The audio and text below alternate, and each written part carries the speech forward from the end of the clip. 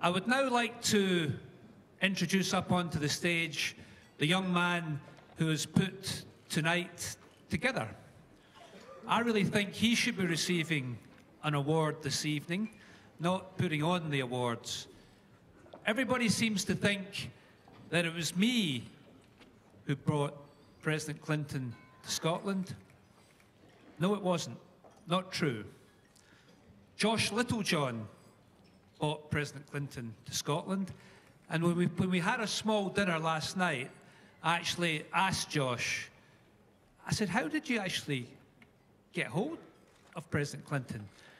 He said, Tom, I went on the website of the Clinton Foundation and filled in the application form and hoped for the best. And that's true. So, ladies and gentlemen,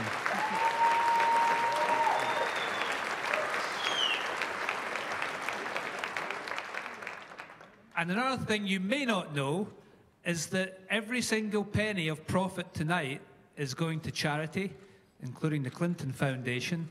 So, please, ladies and gentlemen, give a very warm reception for a fantastic social entrepreneur, Josh Littlejohn.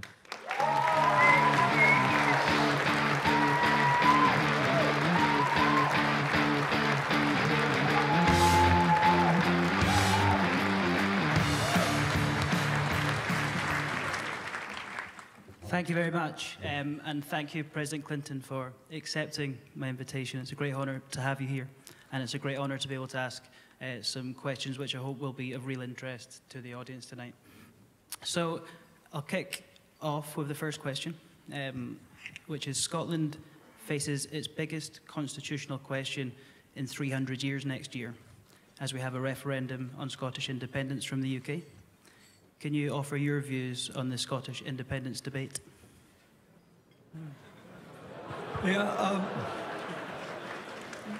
I'm tempted to say I could, but I won't. But let me tell you what I think. First of all, it is truly a decision for the people of Scotland to make. And secondly, I honestly don't understand enough about what the difference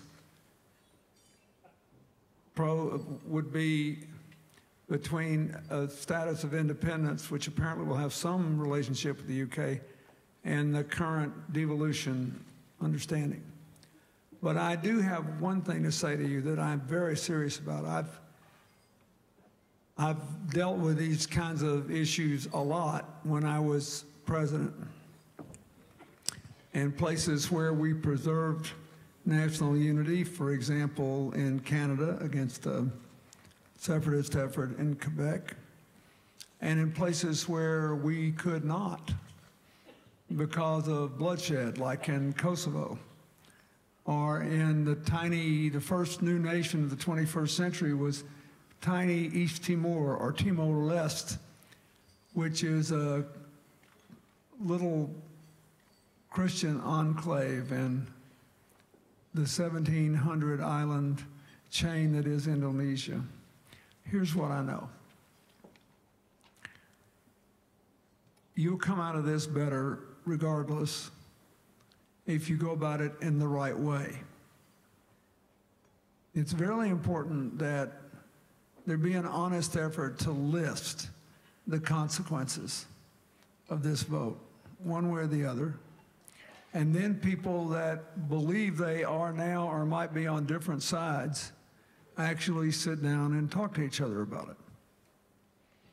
I remember a couple of years ago, I was in Brazil on the edge of the rainforest, and they were debating, everything's huge debate, about whether they should build 3 massive hydroelectric dams in the rainforest. It was the only place where they had rivers powerful enough to support them. And they said, we want green electricity. We're already 65% green electricity. We want to go more, and we got to have more power because we're growing. So we're going to do this. And another group says, but we don't want to tear down the rainforest.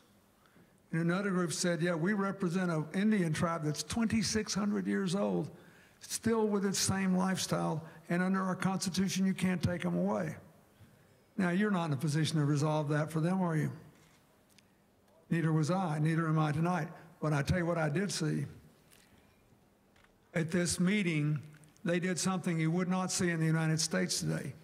All the representatives of all the groups, the business groups, the utility groups, the power companies, the sugarcane growers, the people that go biofuels, the Green Party, everybody, from right to left, they're all in the room around little tables like this, treating each other with enormous respect and not pretending that there was an easy answer to a complex problem. And when you get a question like this, how you respond to it and how respectfully you treat it and how honestly you try to listen to other people and then come to the practical conclusion is sometimes as important as the actual decision that's made. I mean, this place already has, I think, a quite clearly defined identity. And you just have to run up the pluses and the minuses and do it in a way that doesn't tear the place apart while you're trying to reach an agreement.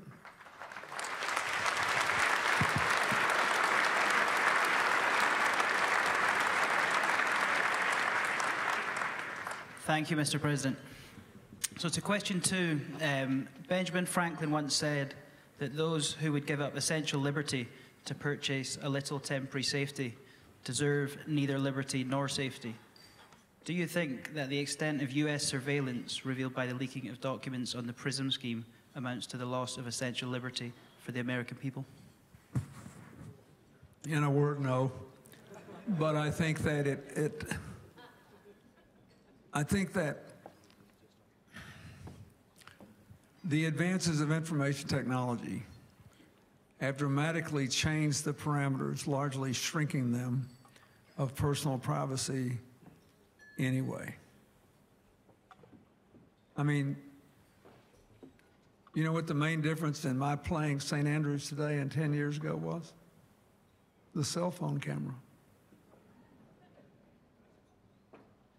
So that instead of everybody wanting to, and I say this respectfully, I was honored that a lot of people wanted to take a picture, you know. How we would have done it 10 years ago is we would have done it at the end of the match or at the end of 9 holes. Now, if I hit a bad ball into the gorse, somebody follows you in, you know. The only thing I'm saying is there's very little, the current surveillance program, as I understand it, in the United States that is subject to debate, is one that allows the interception of emails and text messages and telephone calls overseas from people planning terrorist acts. In the United States, if you want to intercept a message, you still have to go to the Foreign Intelligence Court and get a warrant and present evidence to justify it. But, there's no question that it's subject to abuse if people lie to the courts or if the wrong people get a hold of the information and try to use it to embarrass people. But that has pretty much always been the case. It's just that we're so aware of it now. You got these drones flying around and all this stuff.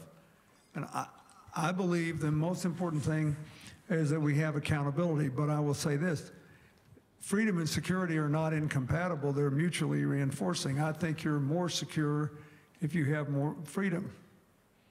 Therefore, I think we should be on guard for abuses of the use of technology by our government. On the other hand, we're more free if we have more security. And if we are threatened individually or collectively by the use by people who want to use technology to kill innocent civilians they don't know, and we have the power to use that same technology to block them, and I can tell you from personal experience, even when I served, that we did, and far more attacks were stopped than were pulled off, we have a responsibility to do that. So this is one of these areas which in my opinion will always be blurry, gray, make people uncomfortable, and we wish we didn't even have to talk about it or deal with it. But freedom and security or not, necessarily mutually exclusive. You can destroy freedom with false claims that you have to do it to make everybody secure. But usually when somebody's doing that, they don't give a rip about security, they're just trying to get more power. And so the key here is accountability, transparency, and protection against use of information inadvertently found for other purposes.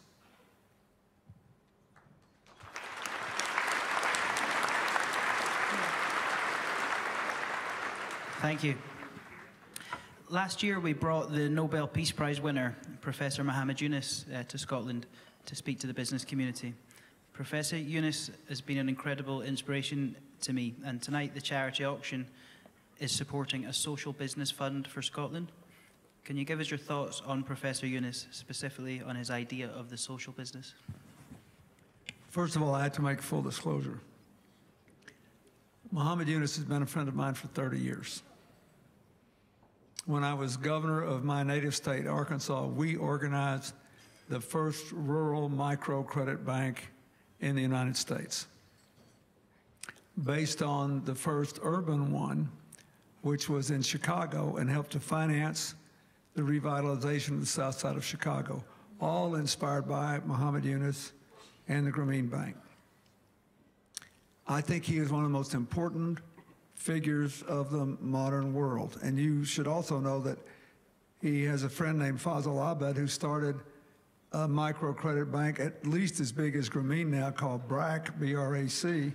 And between the two of them, even when Bangladesh was wrecked with political strife, they still had 6% growth a year because the microcredit funds were reaching so many tens of millions of people. They did lift the economy from the bottom up. It's the only place in the world where there has been enough of this small lending to do that. But it's a great thing, so I like it. Yunus is still sort of fleshing out this social business. He's also opened up shop in America. He's got a bank in New York City, not very far from my headquarters now, and I think the Bangladeshi authorities were wrong to make him leave Grameen Bank. But I just want you to know you're entitled to believe that I'm biased when I say. When Muhammad Yunus was awarded the Nobel Prize, he called me and he said, when the guy gave me the prize, he said, maybe Bill Clinton will stop calling me now. I literally lobbied for 14 years for him to get the Nobel Prize. And so I think this social business has something to recommend it, but I would tweak it a little bit. I think it's a good thing for people to earn a profit, and what you try to do if you want to achieve a social objective is figure out how to develop a business strategy that allows people to make money in a different way. If I could, let me just give you one example. It's my favorite one. About over 9 million people now get medicine to stay alive who have AIDS. About 5 million of them in 70 countries get their medicine from contracts negotiated by our foundation. The genesis of this is that before there was all this international money to buy AIDS drugs, the Global Fund, the American Fund that President Bush set up and all this, we asked the major producers of AIDS drugs, which are principally in India, and there's one big company in South Africa, to change their business model. There were only 200,000 people getting AIDS medicine. And so we went to see them, my folks and I did, and we said, look, you got a business model that won't work. You might as well be running a small jewelry store in Edinburgh. Think about it. You have to have a lot of merchandise, right? Because people want to look at a lot of different things, more than one watch, more than one ring, more than one necklace.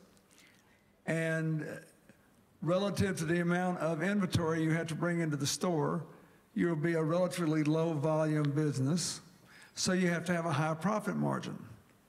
Also, there's some uncertainty of full payment. I mean, what happens if the engagement's called off? I mean, just think about it. It's basically, that's what it was. I said, we need to run this business like it's a massive food chain.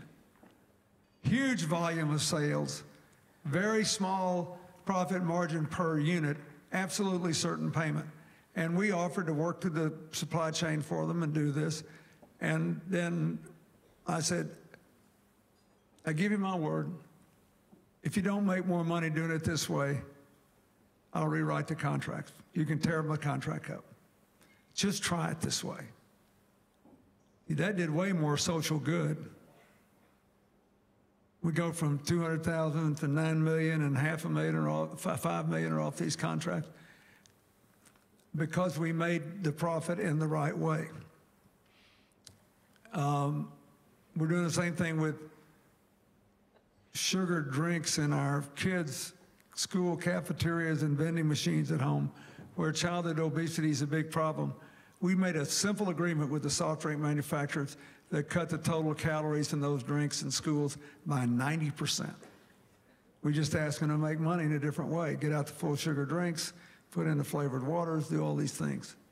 So I think if the best thing you can do, and that's what Tom Hunter and I try to do in Africa with helping these African farmers make money. In the end, you want the market system to embrace the largest number of people possible. Now, if Yunus is saying, and I think he is, that he wants these businesses to be run like a business and to make money, but he doesn't want them to be wildly profitable, and he wants people to be, who run them, to be more interested in, be treated as if they're good employees instead of owners. So you, in effect, shift the ownership portion of a business back to the community. I think that's okay. But you can have exactly the same result if you do it as I just described. In America, there's a movement now to try to take account of what Yunus wanted to do to get rid of the worst excesses of corporate governance and operations of America in the last 20 years. It's called the B corporations. That you can reincorporate your business as a B corporation. It means benefit, and what it really means is that over the last 35 or so years, we have seen the changing of corporate law in America going back to the 1920s. The traditional law of corporations was that a corporation is responsible to its shareholders, its employees, its customers, and the communities of which it is a part. And any decision made by management in furtherance of those relationships and responsibilities was good and not subject to getting you in trouble. Increasingly in America, companies, especially those in certain industries, have acted as if their only responsibility is to the shareholders every quarter. And they're nowhere, the employees and the customers and the communities of which they're a part, which they might leave day after tomorrow, have nowhere near the same claim on their decisions as these institutional shareholders that can sell them out in a heartbeat.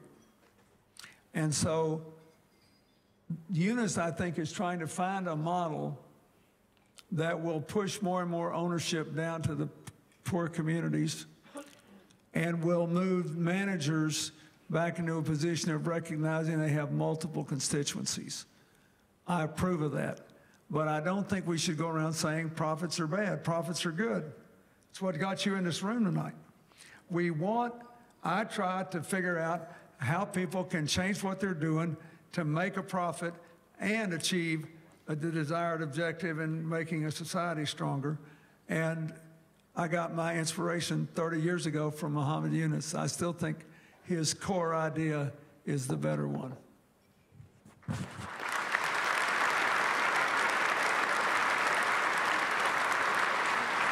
Thank you. And moving on to our final question. What's next for Hilary? Well, If I knew, I wouldn't tell you. Well, I'll tell you what I know. Number one, she seems genuinely excited about moving her operations into the foundation, working on helping improve early childhood development in America and working on helping create economic opportunities, particularly for poor women and younger women around the world. She did a lot of that work in the State Department. Now my foundation is a big non-governmental organization, an NGO. Hilary was a walking NGO when I met her 40 years ago. I mean, she was on boards and did this, that, and the other thing, and believed in all this, and believed this would be her life when we met. When I asked her to marry me, and once I said, you know, I want you to marry me, but you shouldn't do it. She said, that's not a very smart way to make a sale. This is a true story. She said, what are you talking about? I said, I'm going home to Arkansas to teach, to practice law, and I want to run for office, and it's who I am. I will dry up and blow away if I don't do this. But you're the most gifted person I've ever met in our generation. And I had met most of them by the time I was in my mid-20s who were involved in politics. And I said, you should go home to Chicago or go to New York, practice law and run for office. And she was laughing. She literally laughed in my face. She said, I'm just a pushy woman. Nobody will ever vote for me for anything. I couldn't win an election if I was the last person on earth. I can live anywhere. So she came to Arkansas. She continued to start NGOs, to be active in them, to do all this stuff. So she's really happy now. And my daughter knows more than both of us do about all the things we're doing now in public health and other things. So we're happy. If she wants to run again, I will support her. If she doesn't, I will support that. She's worked like crazy for 20 years, and I'm just happy to see her able to get a little rest and keep more regular hours and still be active and do what she's doing. But I still believe what I said 40 years ago. When I finally talked her into marrying me, I went all the way up and down. I started proposing to Hilary in the Lake Country down in England. I got all the way to southern Scotland. And I finally never got her to say yes until I got all the way back home to Arkansas. I proposed so many times I was getting tired of hearing myself say it. But I told her, I said, you know, now I told her, I said, Hilary, I'm a better politician than you are. Because I grew up in the South. I lived for 10 years without a television. I grew up in an oral culture, a storytelling culture. Kind of like Scotland, right? Many years ago. But you're the ablest person in our generation in public service. She was when she was in her 20s, and I still believe it to be the case. So if she wants to run, I will support it with all my heart. But if she doesn't, I will also be very happy. Thanks.